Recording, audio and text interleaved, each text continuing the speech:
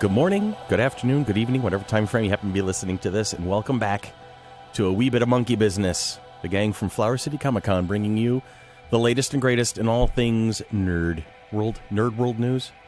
This is Chris Frank speaking to you from the studios at WFC3, as always, with our close friends and associates and accomplices. We'll use the word accomplices today. Billy DeTore, Tanya Metris, Becca May, Tony Bacchetta, Wayne, what's your last name, Wayne? Brown. Wayne Brown. Yeah. I've always just known you as Wayne. Yeah. I'm so glad that you're a part of this now, too, so I can get to know you a little bit better. And then on the phone with us, as always, the irrepressible Deanna Schulmrick. How you doing, Dee? Good. How are you guys doing today? We're having more fun than we conceivably know what to do with. Now, I actually do have to start this one on a somber note, and I apologize and I appreciate everybody kind of doing me a favor on this one. But recently, I am alumni as much as the rest of the most of the board, and a few of our interns are alumni of the Aquinas Institute of Rochester. And this week, we did suffer a loss of one of our beloved retired teachers, Mary Lou Knapp, succumbed to her battle with cancer this week. And we just wanted to take a moment to say our piece and say how much we miss her already, and how grateful we are that she was in our lives. So we're going to just take a moment here. And now a bunch of rutabagas are going to get kicking with talking about our geek stuff. And this week we got a kind of a big one here. It's the granddaddy. The granddaddy of them all. I mean, we've talked about Star Trek. This one would is Star Trek be the great grandfather then? Well, I'd say maybe not the great grandfather, but definitely the grandfather of the genre. And this would then be the daddy, Star Wars. The imagination of George Lucas. Tanya's going right into the Imperial March. I'm looking at Star Wars stuff right now. So she's studying the computer. She's getting a whole bunch of art. There it is.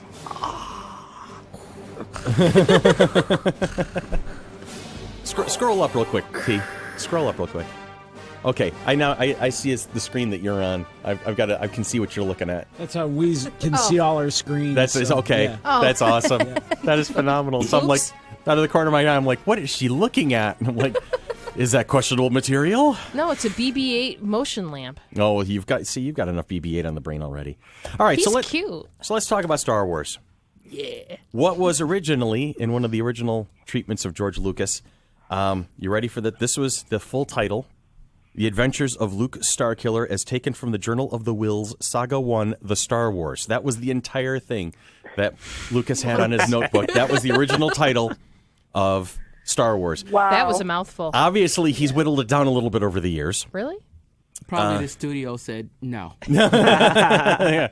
Wasn't enough room on the marquee for that. Yeah, but notice a couple of the nuances there. It was Luke Starkiller, not Skywalker. And then I'd seen this reference to the Journal of the Whills, WHILLS. I'd seen this reference a couple times, but you want to know what? I've never seen anything referring. Wayne, did you know anything about that at all?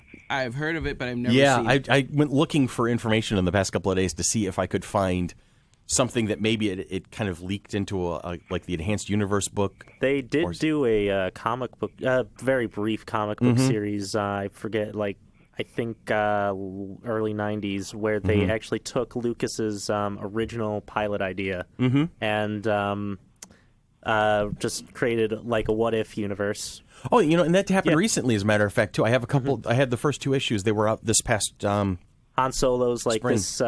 this alien. Yeah. And then and Ben Kenobi is and Han Solo are actually Jedis together or something like that. It was very peculiar. I'll have to bring those in so we can look those over. Han Solo as a Jedi? Yeah, kind of strange, isn't it? It is. I don't remember exactly how, or I don't know, but somebody was, there were Jedis involved in the story that weren't Jedis in the actual movies, but we'll get into that. So a single movie created and released in 1977 that created, and I'll use the word, empire.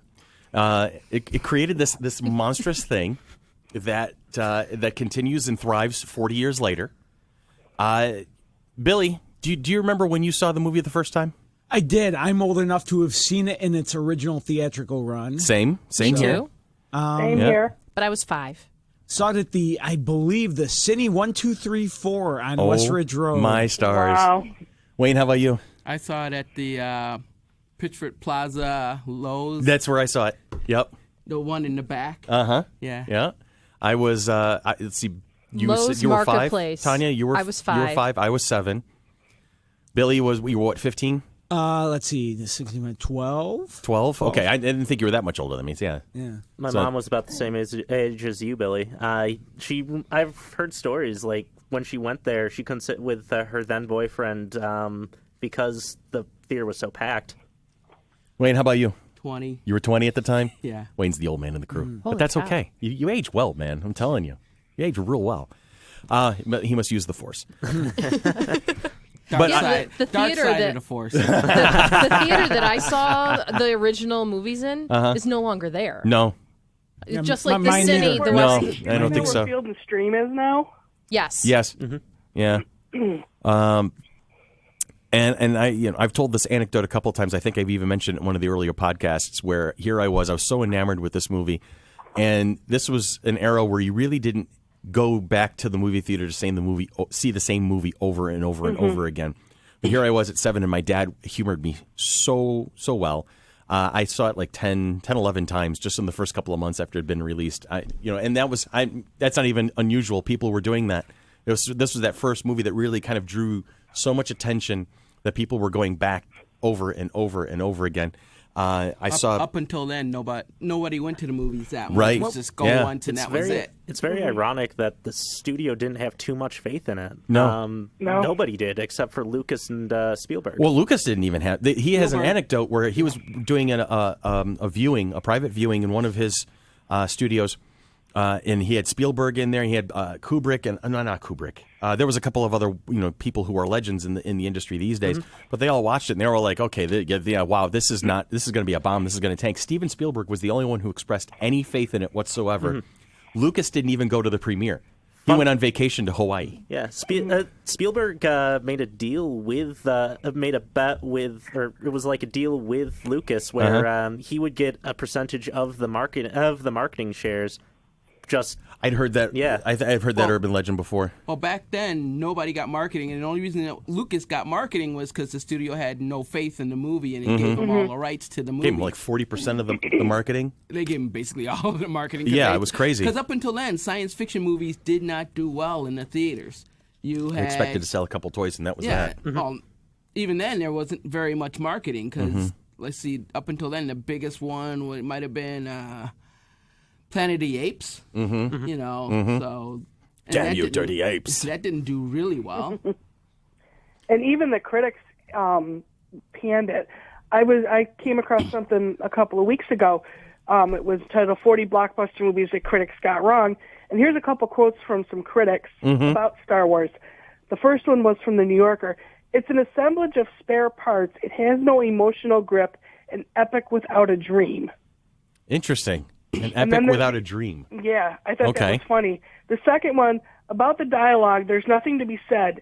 In fact, the dialogue itself can hardly be said. It sticks in the actor's mouth like peanut butter. Well, yeah.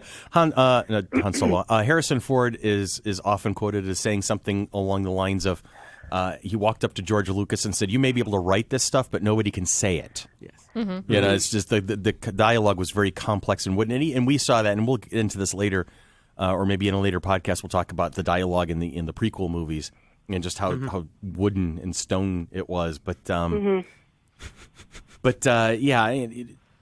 go back and 40 years now, almost 40 years, 39 and a half at this point, and we're like, nobody seemed to want to believe that this thing was going to fly. It had an original budget of $8 million and went over budget by 3. They had to coax another 3 out of the studios.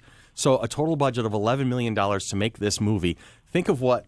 That was unreal for a movie back then. And that was hardcore because in For a science 1970s fiction movie. dollars, that's massive. Yeah. But you put it in the perspective of today's money, $11 million. It's like please, I think Johnny Depp's got that in his back pocket. He'll probably do Pirates of the Caribbean 10 based on what he's got in his couch. And think about this now. When Disney acquired Lucasfilm in 2012, they paid $4.06 billion for it. For an $11 million movie that started it all. You literally couldn't make a documentary about Star Wars for $11 million. Not anymore. No. Not anymore. No, not a chance. That's amazing, isn't it? It's just to put that in perspective. Now, What do we want to do? We want to do a review? Let's do a review of the first movie. It was okay. It was okay. It was all right. Just okay. It's all right. It's all right. It was a ripoff of a lot of like World War II movies and stuff like that, but it was okay. How do we get from it was okay to oh my God, we cannot live without this movie in our life or without this whole was it just the gateway drug? Did it do just enough to get us peeked into this that when Empire Strikes Back comes along a couple of years later that now we're hooked? Well, I because we're in Rochester and we're all grateful to Jack Garner for all of the years he puts the movie reviews in the local paper. Right. I happened to find his initial review of Star Wars. Oh, you gotta give me some cliff notes on that. Yeah, the one thing that stuck out to me. He goes through and he kind of goes piece by piece talking about where did he hear it is? Adventure is what Star Wars is all about. Sure, it's set in a futuristic format, but it's closer to the Knights of the Round Table, Treasure Island, gunfight at the OK Corral, and Dawn Patrol than it is 2001. Okay. So it was almost this true space western. Well, space opera is what they were kind of calling it offhand. Do you see it as true science fiction, or is it just drama that is set in a science fiction futuristic kind of thing? That's exactly what Jack says through it. It's more, I think, more science fantasy because first of all, there's not a lot of science in it. It's more fantasy when you get into the Force and everything. Science parts where the spaceships. I've had some pretty good debates on campus with other fans whether or not it's more fantasy or more sci-fi. It's actually really science fantasy. Yeah. I like how they kind of approach space travel and laser guns and aliens and stuff. It's just it was really the first time I was exposed to something that it was just matter of fact. There was no sense of wonder among the characters. This was an everyday thing. You walk into walk into the cantina, you see the guy with the massive, the red face and the horns and everything, and you're like, okay, cool, and you go about your business. And it's I'll just jump a spaceship to another planet. Yeah, I'm just going to head over there. I can get another transport over there. The way that they just kind of handled it in a very matter of fact. It took that kind of that whole sense of this is beyond anything we've ever seen, and it made it very regular, very real, very kind of touchable. It was almost a Western yes. in a way. Yeah, in a lot of ways. Yeah, I can see that. Another thing Jack pointed out that I thought was very interesting. Now, if you consider the time frame this was made, the special effects and technical achievement are the greatest ever. Lucas and company have created an unusual and diverse universe and put it before our eyes. Not once is there a feeling of unnaturalness or fakery. Yeah. It just, like I was saying, made it very real. Until you get to the prequels. Until you get to the... or until you get to the adding the extra stormtroopers in on the re-digitalized stuff. Well, I hope to... I'm going to be honest. I hope to never have a conversation about... they can't shoot. What he added, over how he kept changing it over the years. It was one thing to be this technological marvel... to try special effects never been tried before, to bring you a new vision that you've never seen before in 1977. But the fact that he has gone back and altered it so many times in so many different ways, it's just I think it's really stolen some of the feel from it. Yeah, the original. It's hard to pick up the original version. The one that hasn't been re-digitalized. He wants you to have his vision of what it is today. And it could be. You'll never see a Blu-ray of the Star Wars that you used to know. I don't know if that's actually going to be the case. I heard a rumor recently. There was a rumor that somebody's doing that. Yeah. Really? It'd have to be Disney. And as we all know, Disney will make money off of anything they can make money off of. They're good at that. Well, speaking of Disney, there is an interesting tidbit. Disney owns the digital distributions rights to all the Star Wars films except A New Hope. Really? Yep. Did George Lucas hang on to that one? I'm assuming he did. That's amazing. That really is. That's amazing. Well, I happen to see here, because I'm playing on the computer, there is an original 1977 Star Wars 35mm print that's been restored and released online. There's no Jabba, no CGI, and Han most definitely shoots first. That's the one. I'm going to say on behalf of everybody in Flower City Comic Con, Han shot first. Okay, that's it. That's done. That's going to put it in the books. We're supporting it's like that. when they did E.T. and then they took out the guns and replaced the guns with walkie-talkies because Right. it's like, no, Han was a bad guy. Well, he wasn't a bad guy. He was a questionable guy. I think He was a scoundrel. Yeah. Yeah. He was a scallywag. Up here. He's a rogue. He's I like wanna a swashbuckler. He's like that pirate. We were talking about it recently where I think He's hot. Sorry. Just had to get that in there. wow. I love Harrison back you Ford. on Come that on. one. He's Yeah. hot. Who wants to be a fly on the wall when Han Solo walks into a small little restaurant and sits down with Malcolm Reynolds and has a beer with him?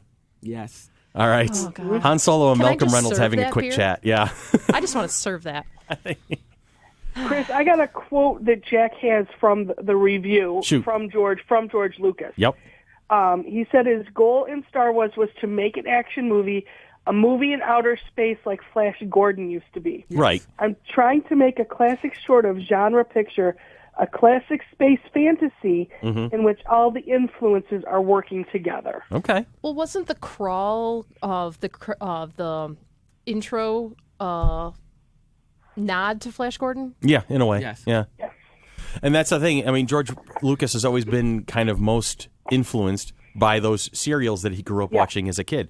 You know, you can see it even in the way he approached Indiana Jones with Steven Spielberg. You know, that these were his main influences. This is the kind of, thing that he wanted to capture. And to another point, Quentin Tarantino was actually, kind of inspired by the same thing, but in an entirely different way, mind you. But, a far more bloody version of it. But yeah, we see how movies and entertainment of, yesteryear for a way better has influenced, the present and future and going forward.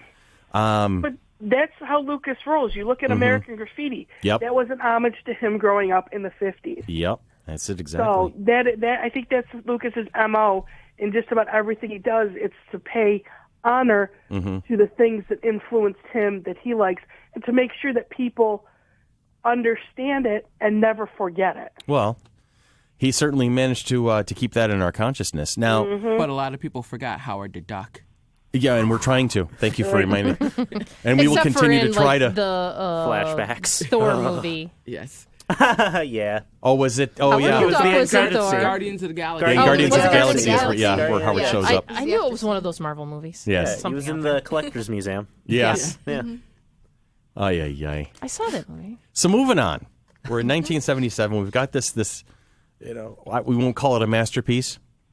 Yeah, Well, but I think it was. For the time it came out, it was groundbreaking in the time it came out. Because up until then, you didn't have anything like that. True. And that brought everybody together. It hit at the right time. okay. No, you know what? That's a valid point. I mean, I think about the special effects they use. You look at Star Trek, and that was just, I'm going to say it was bad special effects. It truly was. Still, it was groundbreaking in the 60s. Right.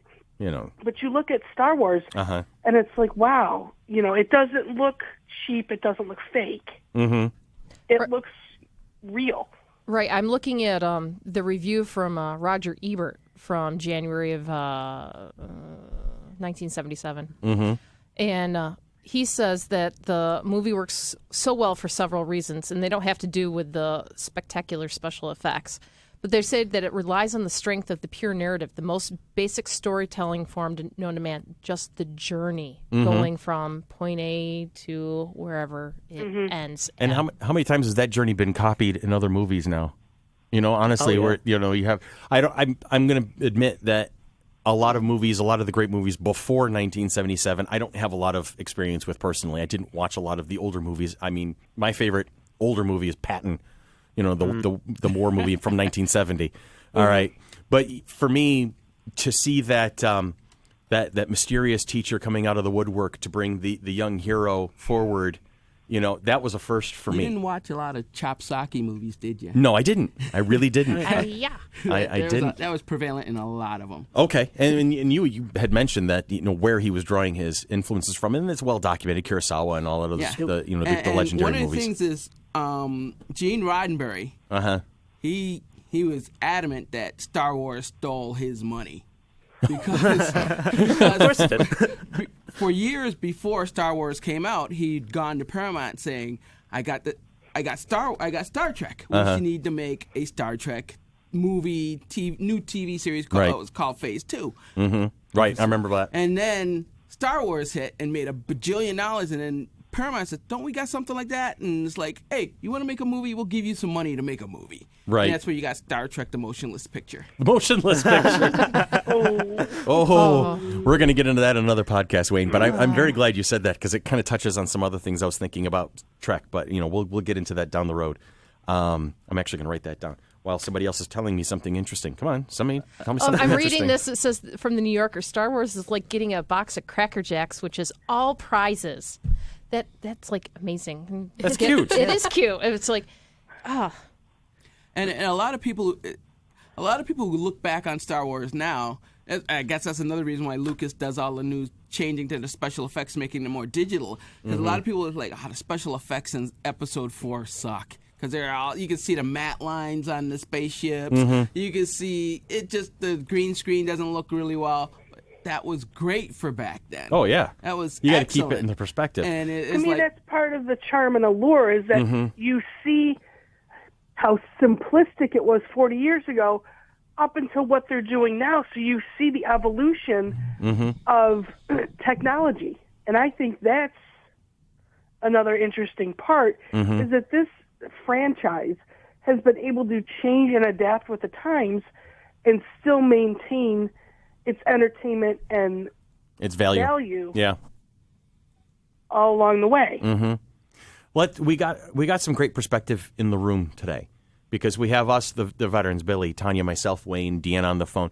We grew up with this, literally grew up with this. We all can remember seeing it as small kids or not so small kids. Sorry, Wayne. But we also have in the studio with us is two of our interns, Becca and Tony, who are decidedly much younger than us. A fraction, much younger. A fraction of our age. These children, these whelps. 19 and 16, respectively. Yeah, see, and no, I'm not abusing any child labor laws. I'm actually, I'm actually on They're volunteering. They're volunteering, and we're making sure they have proper union, breaks and things like that. But no, at 16 and 19, you guys grew up with, the big blockbusters of the modern era, of the 21st century. Harry Potter and the imagination and the wonder and the effects behind that. You saw the prequel movies, and all of their CGI glory. You got to see, the more recent Star Trek movies, Next Generation, things like that. You get to see all of those movies that we were like, oh my God, that's so much better than we've been seeing the evolution Honestly, towards. You can take all those back and give me the original Star Wars trilogy, and I would be content. You would? Yeah. Wow. All right. There's hope for this generation yet. He's just saying that to pacify Star Wars you. Episode 5. Probably. I don't pay him enough. Empire Strikes Back. Empire is the best. Is my favorite That is the movie one. of all time. And you talk to any good, any I'd rather diehard kiss a Star Wookiee. Wars fan. Yeah, well, that can be That arranged. can be arranged. Yeah. And I think that's just common. That's common among all the really diehard Star Wars fans that Empire Strikes Back is the best of the movies. It has that intensity. It has the tone. It has the darker edge to it. It's not some bubblegum thing. And you want to know what the interesting Tell thing me. is? Tell me what you think is interesting. Lucas wasn't the primary director for it. No. Irvin Kershner was. Yes, it was. Yeah. Yeah. Lucas wrote it with Lee Brackett and Lawrence Kasdan. That was probably the one he had the least amount of input on. Right. And I think And that Roger kind of Ebert tells you a says lot. it's the best. Yeah, and that kind of tells you a lot. I mean, you take Lucas's influence out, the more direct, and let him inspire, let him kind of say this is the story, and then let everybody else fill in the blanks, and boom, there you go. You've got yourself the best Star Wars movie of them all. But I've seen a lot of younger fans out there. They think Revenge of the Sith is the best movie of them all. And do they Lucas give you any was- reason for that? I mean, do you don't hear them know. telling about Revenge of the Sith, as in the new one of the prequel? prequel number 3? Number 3. It's better than Empire. It's better than Empire. And it's like, I guess it's because they can't watch Empire because the effects are so bad. But I think the writing was excellent. It's like it was a great movie. So you're saying Of the prequels? Oh, Revenge of the Sith? no. No, those are bad. But the original Episode 5, and it's like Empire Strikes Back. Empire Strikes Back is like the best. Oh, yeah. It's like Shakespeare. It really is. I mean, there's a way the story develops, the intricacies of the characters. You start seeing the heroes not just succeed, but they're flawed and they make mistakes. And I think that hits home with people, the fact that Luke Skywalker is not perfect, that Darth Vader, is not perfect. He started out as a flawed, and you see, where he ended up. It's very interesting. You get a bit of the backstory in Empire about Vader, but did anybody see? Did anybody say no? I'm your father. Did anybody see that coming? No. It was the biggest cinematic plot twist ever up to that point. Ever. And I just love how Empire has gone on to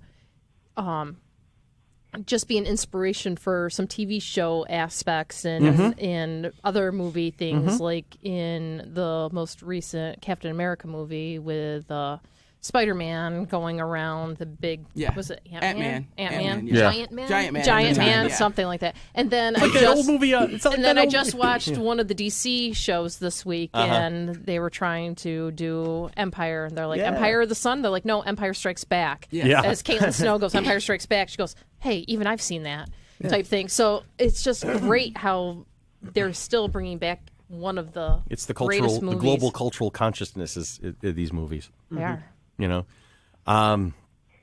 was going Where to go here? Well, the natural progression of when you talk about Empire Strikes Back, the natural progression is to go on to Return of the Jedi. Ewok. And please don't make me talk about the teddy bear dance party. Jub, whatever. Yeah, nub. Nub. Okay.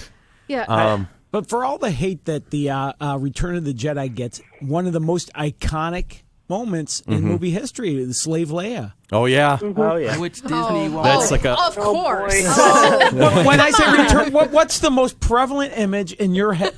Okay, maybe an Ewok. Not in my head. If you look at San Diego Comic-Con, they have the Slave Girl Leia. They do.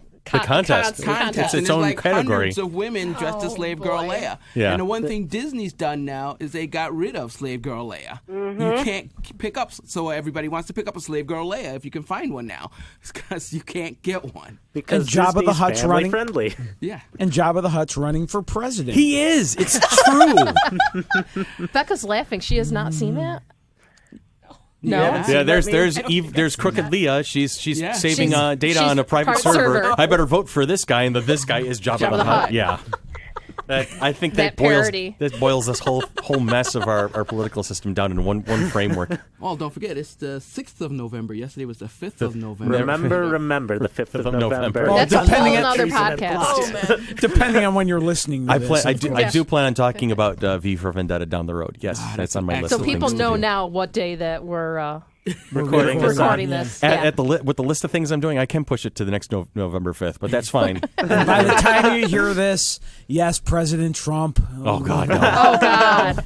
Is that your prediction? That would be a good thing. Politics and science fiction. There's a lot of movies and TV shows that do politics and science fiction. Absolutely. You know what? And I'm going to write that down too. Wayne's just feeding me podcast ideas today.